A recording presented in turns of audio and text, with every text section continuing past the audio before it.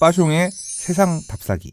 지금 상계 뉴타운 같은 경우는 옆에 또 이제 상계하고 창동 그게 주공 아파트들 많잖아요. 네네. 재건축, 네. 그 목동 아파트 시기랑 정말 맞물려 있는 거. 네네. 어떤 것 같으세요? 저는 이번에 머니쇼에서도 얘기했는데 예. 이거 각을 세우면 좀 그렇지만 아니 그냥 대표님의 그냥 개인적인 의향입니다. 고준석 교수님은 정답은 아니고 고준석 교수님은 거기 되게 유명하다 이런 식으로 얘기했는데 노원구 쪽에 네, 저는 그렇게 생각 안 해요. 네. 왜 생각 안 하냐면 정비 사업하기 힘들어요. 그러니까 대지지분들 평균 대지지분이 너무 낮아서 일단 재개발, 재건축 하기가 만만치 않아요. 재건축 가능한 단지가 굉장히 제한적일 거라고 봐요. 지난번에 그 하나 8단지 5단지 정도 아마 될 거고 나머지들은 그러니까 아마 수지타전 따져봐야 될 겁니다. 그러니까 평균 대지지분이 작다는 얘기는 소형 평형 중심으로 그러니까 이 중층 아파트라고 하더라도 40평형대, 30평형대 이렇게 중대형 평으로 지어져 있는 아파트들은 깔고 있는 대지지분들이 기본적으로 있어요. 80년대 지어진 애들도. 그렇죠. 그런 애들은 마이너스 재건축이라고 하잖아요. 나 40평형대 받을 필요 없어. 30평형대 줄여가도 돼. 앞으로 우리 노부부 2명 살 거니까. 그래서 건축계획이 중대형 평형을 줄이고 20, 30평형대로 짓는 그런 형태의 재건축도 사실 이루어지고 있는데 한편은 근데 10평대, 20평대는 그게 되게 애매해. 애초에 깔고 있는 대지지분이 작아서 우린 마이너스 재건축을 20평대를 10평대로 가겠습니다. 10평대를 원룸으로 가겠습니다. 그게 현실적으로 어렵거든요. 그러니까 결국은 이 도시 계획 밀도와의 싸움이고 용적률을 어떻게 올려줄 거냐. 이제 이런 말 그대로 이건 정부 서울시의 어떤 정책적인 개입들이 맞물려야지 해결될 수 있는 문제거든요. 그 과정에서 만약에 그 원하는 카드가 서울시 안에서 안 나오면, 그러니까 공공에서 주는 게 이게 안 된다라고 하면 결국 투자 갖고 있는 사람들 입장에서는 재건축이 안 되면 리모델링 해야 되나? 사실 서울시에서는 2017년에 2017년 18년이고 작년이구나. 리모델링 기본계획 수립하고 리모델링의 모델들도 만들어내면서 그런 방향으로 유도하려고 되게 노력하고 있거든요. 그러니까 서울시는 재건축을 권장하려고 하는 포지션이 아니라 지금은 리모델링 등의 형태로 그냥 유지보수해서 쓰거나 이제 면적을 넓히더라도 그렇게 전용 면적 범위 내에서 일부 늘리는 형태 정도 뭐 그걸로 유도하려고 하고 있는데 그런 갈등이 사실 80년대 재건축들은 이게 좀 일러요. 지금 얘기하기에는 그렇죠. 지금 70년대 지어진 압구정도 못 가고 있는데 그래서 저층들이나 좀 대치 중층들 같은 경우는 그러니까 지금 일단 공공에서 서울시가 얘기를 안 꺼내려고 하고 있기 때문에 조금 시간이 걸릴 수 있을 겁니다. 이번 텀은 아니고 다음 텀에서 되게 밀도 있게 볼 만한 그런 다 가지는 않고 아마 가능한 단지들이 좀 있을 거다. 선별해서 좀 봐야 될 필요가 있다고 그러면 봅니다. 그 주공들보다는 뉴타운 쪽의 재개발들이 더 가능성이 높다고 보시는 건가요? 뉴타운의 재개발은 해제되면 끝이에요. 다시 재추진이라고 하는 거는 되게 먼 미래에 이를 수 있거든요. 그래서 그러니까 상계 뉴타운 중에 해제된 곳도 있긴 한데요. 다 가고 있어요. 1구역, 2구역, 5구역이 가고 있고 4구역 분양했고 6구역이 지금 분양 앞두고 있고 분양했나? 아무튼 그런 상황이라서 그렇게 되면 거의 마무리가 되면서 거기도 뒤에 이 산자락 사이에 이렇게 좀 폭 파묻혀 있는 곳이라서 뭐 그렇게 마무리되지 않을까 하지 않을까 백사 마을인가 저 산 언덕에 있는 또 저 소득층 마을 또 한 개발한다고 뉴스에서 본 것 같은데 뉴타운 쪽이 조금은 더 가능성이 높다는 말씀을 가구는 있으니까 좀 상대적으로 소액 투자할 수 있다라고 해서 뭐 재개발 어떻게든 담고 싶은 분들이 지금도 가서 계속 사고 계시나 봐요. 그러면 이제 상계 주공 아파트들이랑 좀 비슷한 시기에 입주한 게 목동 아파트란 말이야 아까. 그건 어떻게 보세요? 목동이요? 1단지부터 14단지. 사고 싶습니다. 갖고 싶습니다. 거기까지 해서 근데 목동도 사실 이제 이 지구 단위 계획이 나와야 되는 지역이라서 다음 텀에서 아마 되지 않을까 싶어요. 어차피 아무리 빨라도 15년이에요. 그래서 뭐 갈아타기 목적으로 좀 목동은 고려하고 있어요. 알겠습니다. 삼천초까지 다 말씀해 주셨나요? 네, 삼천초타운은 얼추 뭐 그 정도가 사실 빼놓은 거 있나 모르겠다. 섭섭하실까봐. 지금 천호. 천호는 해제가 많아요. 그래서 실제 가는 곳이 몇 개 없어서 거의 의미가 없고 해제된 뭐 창신숭인 같은 경우도 아예 해제가 됐거든요.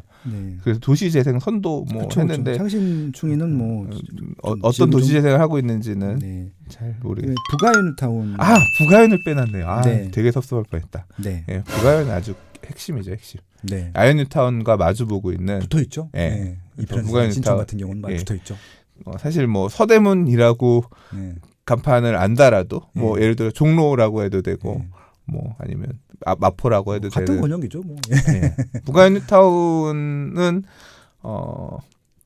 사실 지금 얼마 안 끝났어요. 부가연 뉴타운은 1-1, 1-2, 1-3 정도가 마무리가 됐고요. 그렇죠. 그러니까 1구역을 3개로 나눠서 지구로 나눠서 한 요 3개만 1-3구역은 입주를 했고 1-2구역도 입주를 했고 아연역 푸르죠. 그다음에 이제 이편한 세상 그리고 1-1구역이 지어지고 있습니다. 힐스테이트 신촌. 그래서 지어지고 있고.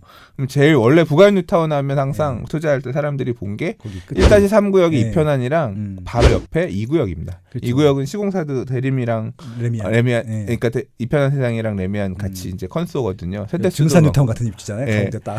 진짜 좋은 위치죠. 근데 이제 가구 상가도 있고 그런 상업 지역 이런 것들도 있고 이 빌라라든가 이런 거의 비율보다 단독 다가구 주택의 비중이 높은 편이라서 세 받는 임대인들의 좀 반대 그런 거 때문에 조금 약간 더디긴 했는데 가구거리 상가 이런 게 있고 그런데 입지로 따지면 아연역 바로 북측에 교통의 요지를 엄청 좋은 위치죠. 그래서 거기 그리고 이제 부가연 뉴타운 3구역 지금 정비계획 바꾸면서 4,000세대 이상으로 옛날에 3,800, 900세대 정도 됐거든요. 근데 거의 이제 아마 롯데 시공사가 거의 컨소라서 사실 부가연 뉴타운 투자하면 상대적으로 적은 금액 투자할 수 있으니까 부가연 뉴타운 3구역 투자하신 분들 되게 많았거든요. 거기도 나올 때가 있고 근데 시간은 조금 그러니까 이 서대문 구청장님이 중간에 사업 가는 중간에 그러니까 이 부가연 뉴타운 3구역 같은 경우는 해제해달라라는 요구들을 가진 주민들 가보면 빨간 깃발들 꽂혀 있어요. 그런 갈등이 조금 있어서 그 내용 때문에 약간 좀 사업이 지연된 부분이 없잖아 있거든요. 빨간 게 비대위죠. 빨간 게 재개발하면 안 된다. 안 된다. 그러니까. 그 갈등. 그래서 분양 신청 단계에서 분양 신청하지 않은 사람들 물건들 이런 것들 사고 날 만한 물건들이 좀 있어요. 분양 신청 재개발 사업은 강제조합원 제도이기 때문에 조합 설립에 동의하지 않아도 강제 조합 설립이 되면 그냥 조합원이 돼요. 근데 그러면 의사 표현을 뭘로 하냐면 내가 이 재개발 사업에 참여할 거냐 참여하지 않을 거냐의 의사 표현을 분양 신청으로 하거든요. 분양 신청하지 않으면 분양에서 제외된 자가 돼서 청산이 돼요. 그러니까 분양 신청이 굉장히 중요합니다. 재개발 사업에서는. 근데 분양 신청을 안 한 사람들은 재개발하지 말 거기 때문에 분양 신청 안 한 거거든요. 재개발하겠다는 건 분양 신청하는 거니까. 이제 그 물량들이 이제 그거 하는 분들 깃발 꽂고 있는 집인데 그거를 어떻게 처리할 거냐도 사실 변수고요. 그러니까 이 조합에서 이 사람들을 다시 재분양 신청을 토대로 해주게끔 하면서 받아줄 수도 있어요. 법에 할 수 있게끔 되어 있거든요. 근데 재분양 신청을 해야 된다는 의무 규정은 없어요. 그러니까 재량권이기 때문에 조합에서 재량을 하는 건데 조합 입장에서는 조합원들 입장에서는 저거 청산시키면 일반 분양하는 건데 조합원 분양가는 예를 들어 6억인데 일반 분양가는 11억이다. 우리 일반 분양해서 추가 분양금을 줄이자.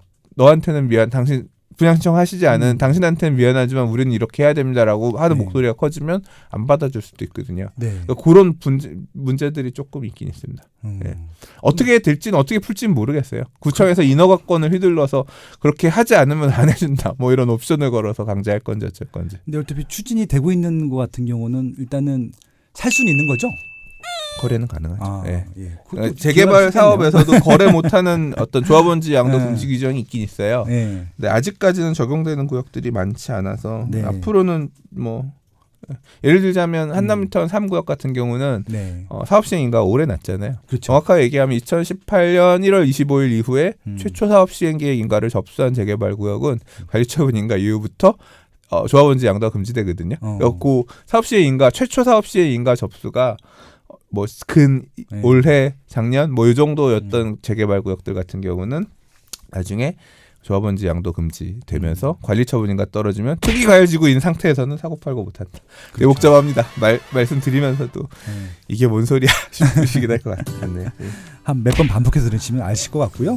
또 강영훈 대표님 블로그 보시면 다 있어요. 설명 다 있고 그다음에 유튜브에도 설명 몇 번 하셔가지고 찾아보셔도 좋을 것 같습니다.